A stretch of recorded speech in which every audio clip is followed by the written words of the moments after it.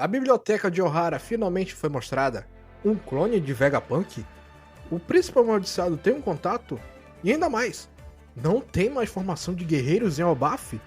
Tudo isso na review do episódio 1164 de One Piece.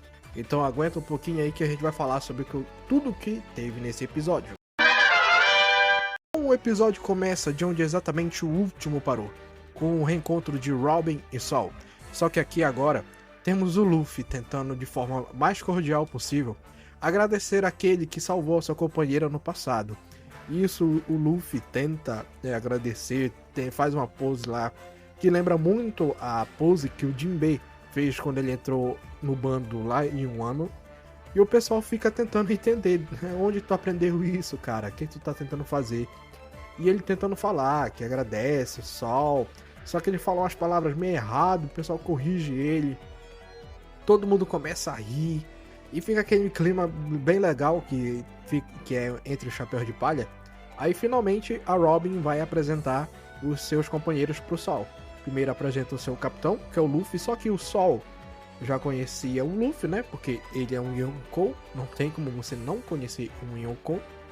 E nisso apresenta todo o resto, e o Sol agradece a todos por terem ajudado a Robin, terem acolhido a Robin. E a Robin fala que foi grata muito a eles e eles sempre vão protegê-la, porque eles são muito fortes.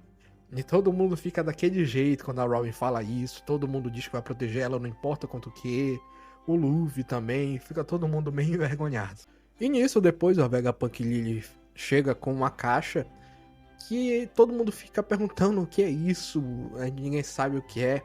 E quando ela fala que é um clone do Vegapunk, do corpo do Vegapunk.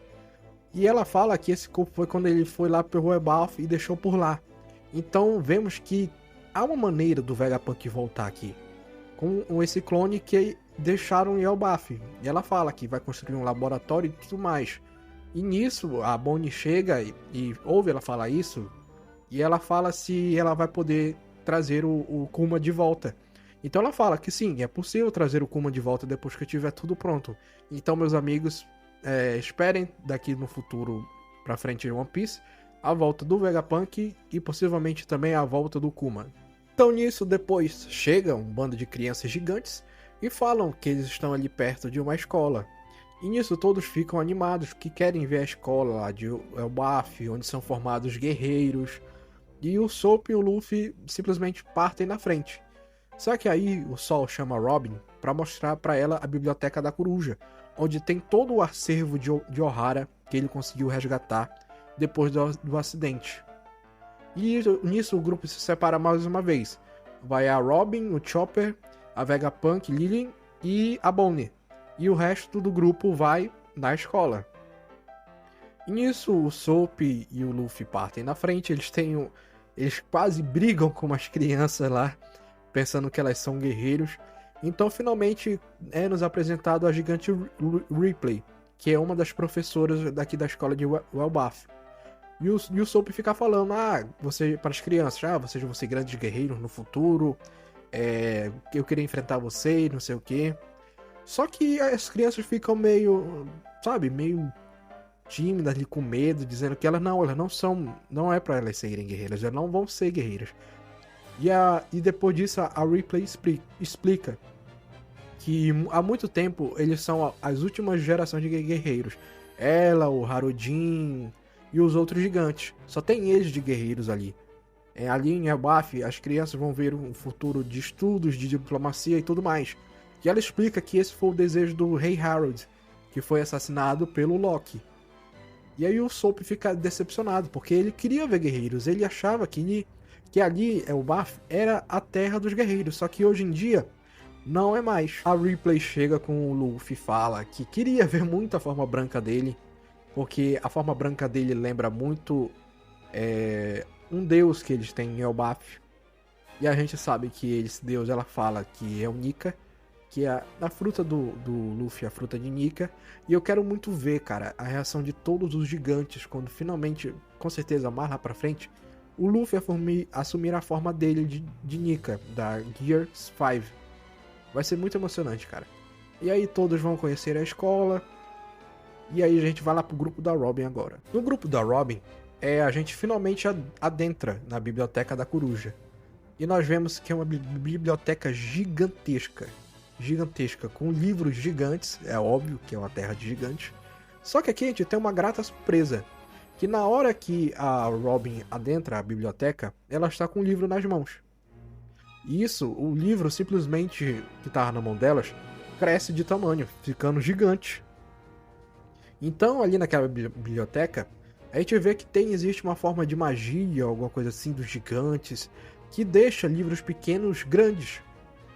Eu tava me perguntando se um livro pequeno fica grande e os livros grandes que adentram lá ficam pequenos, então é uma dúvida a percorrer aí. E nisso a Robin se emociona muito porque ela vê que o Sol, depois de tanto tempo, ele preservou a memória de Ohara. Tem todo o conhecimento lá do século perdido que os estudiosos lá de Ohara estudaram, que o governo mundial não quis que revelasse ao público. E nisso vemos que futuramente nos episódios de Elbaf aqui, esse passado perdido que temos de One Piece, esse mistério que muito rodeia o século perdido, o Joy Boy, Nika, pode ser finalmente revelado, até a verdadeira identidade de Musama, quem sabe futuramente, né? Então aí, nós cortamos lá pro príncipe amaldiçoado, que é o príncipe Loki. E engraçado que aqui o Loki, ele tá conversando com alguém, com um Dendemushi ainda que tem perto dele. Eu não sei se o Luffy reparou nesse Dendemushi quando ele tava lá, mas o Loki, ele mantém contato com alguém, mesmo preso. E ele fala que ele e essa pessoa nunca se viram, mas que eles são amigos há muito tempo, eles mantêm esse contato há muito tempo. Então fica meio que no mistério quem pode ser essa pessoa. A voz da pessoa que ele tá conversando fica meio distorcida, mas pra mim apareceu muito a voz de uma mulher. Então pra mim esse contato do Loki pode ser uma mulher ou alguém. Eu tava com uma o pessoal que eu tava vendo nos comentários tava suspeitando que pode ser a princesa Shirahoshi. E depois que eu dei uma analisada melhor nas falas, pode fazer sentido ser a princesa Shirahoshi. Porque teve todo aquele acontecimento dela na terra dos governantes, que tentaram prender ela e tudo mais, e ela não fez nada, ela simplesmente aceitou. Aí o Loki fala, se eu tivesse aí, eu tinha massacrado todo mundo. Não ia ser que nem você, uma covarde. E isso já pra mim já deu um indício que realmente pode ser a princesa Shirahoshi. Então e aí cortamos para a festa dos gigantes, o grande banquete que eles prometeram. E nisso todo mundo está banqueteando, festejando. E simplesmente somos cortados para um lugar. E nesse lugar aparecem os símbolos de teleporte que os Goroseis usaram no arco de Egghead. Só que aqui não são os Goroseis que chegam, são duas pessoas encapuzadas. E uma delas se parece muito com o Shanks. Então a gente fica se perguntando se é o Shanks ou não. Já vazou não, foi mostrado o trailer não sei se um trailer de One Piece no próximo EP, se não me engano, que mostra essa pessoa muito parecida com o Shanks. Só que a diferença é que ele não tem um arranhão na cara que é o tradicional do Shanks. Então eu acho que não é o Shanks. Eu acho que pode ser um irmão gêmeo dele. Mas é isso, galera. Esse foi o episódio 1164. Espero que vocês tenham gostado. Deixa aí o que vocês acharam do episódio. Trouxe algumas revelações importantes. O próximo EP, eu acho que vai ser melhor do que esse. Eu tô gostando muito desse estilo de lançamento de episódio de One Piece que tá fazendo agora. Adaptando pelo menos um capítulo por episódio. E assim por diante. Então, galera, deixa o seu like, comenta aí. Se inscreve no canal pra dar uma ajuda aqui pra gente. E é isso, galera. Até a próxima, hein? Valeu aqui. Até mais.